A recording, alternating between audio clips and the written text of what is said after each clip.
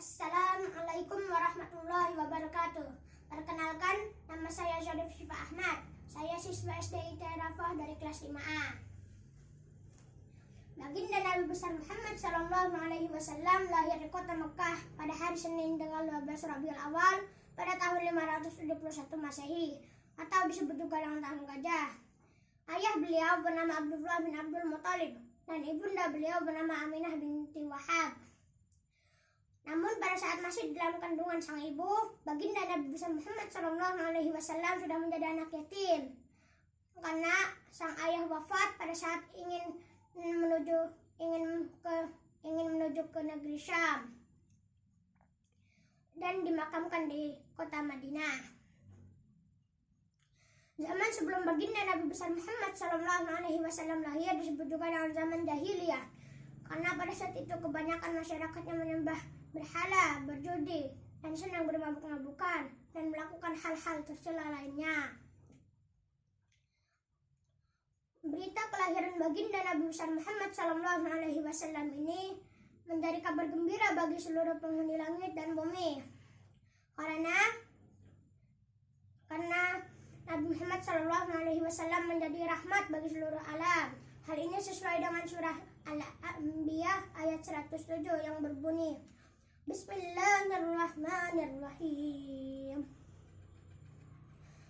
Wa ma arsalnaka illa rahmatan lil alamin.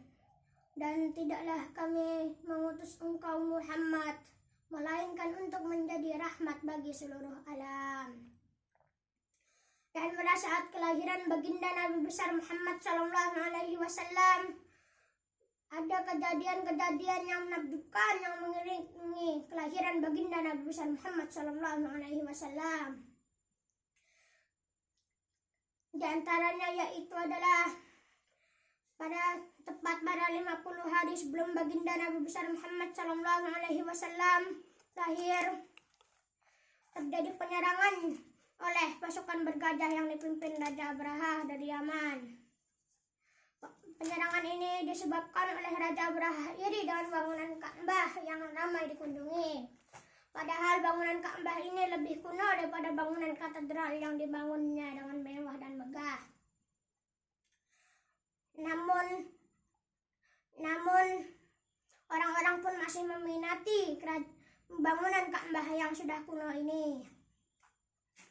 Namun pada saat sudah sampai di dekat Ka'bah, pasukan gajah-gajah ini malah berhenti dan langit pun menjadi gelap dan datanglah segerombolan burung ababil yang membawa batu dari neraka atas perintah Allah Subhanahu wa Ta'ala untuk dilemparkan kepada pasukan Raja Abraha.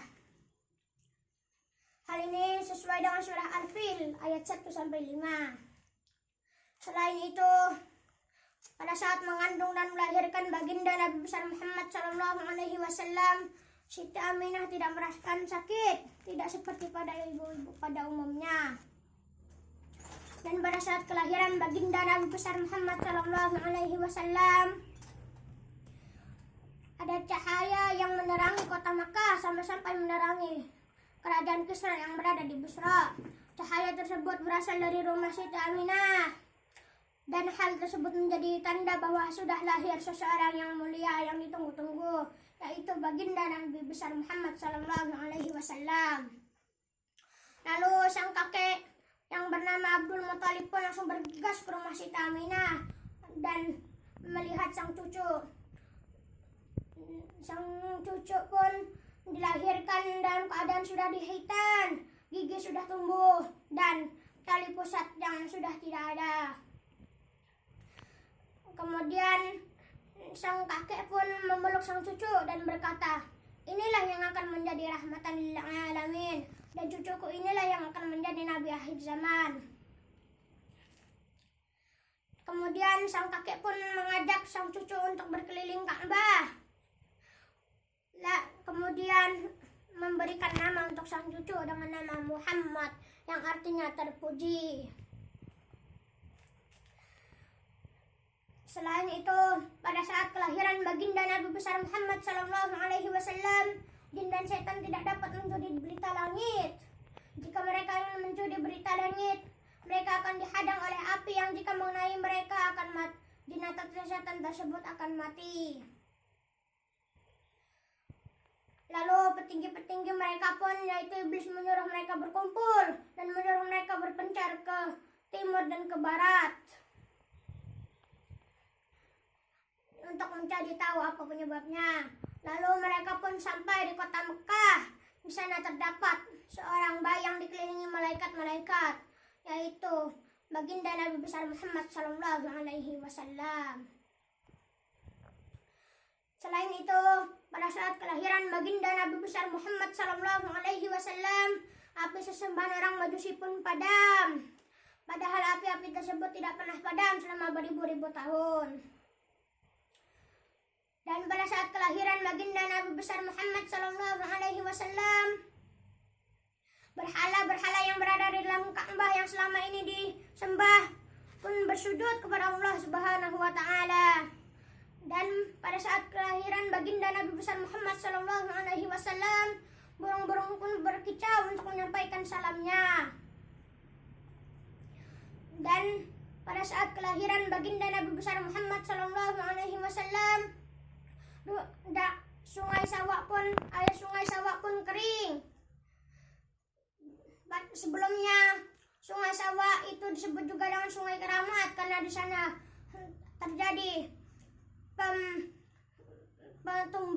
tumbal dan sesembahan yang lainnya.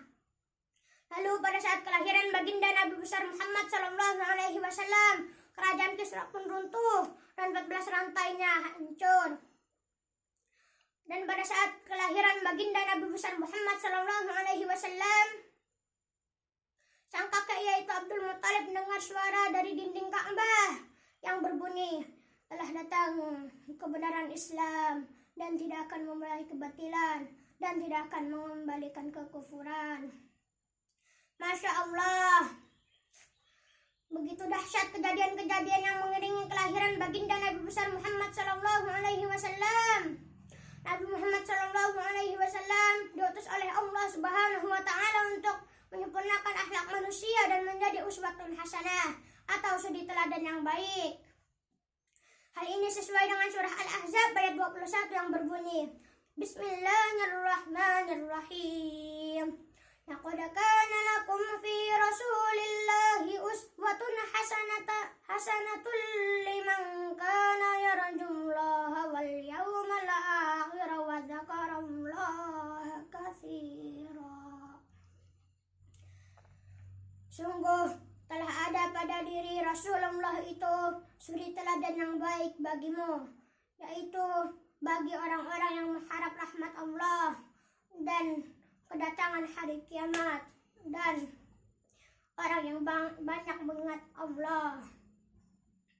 Masya Allah, selain kejadian-kejadian tersebut, baginda Nabi besar Muhammad Sallallahu Alaihi Wasallam juga diberikan kemuliaan oleh Allah Subhanahu wa Ta'ala dan menjadi pemimpin para nabi, menjadi satu-satunya nabi yang diizinkan oleh Allah Subhanahu wa Ta'ala untuk memberikan syafaatnya kepada umatnya, yaitu kita.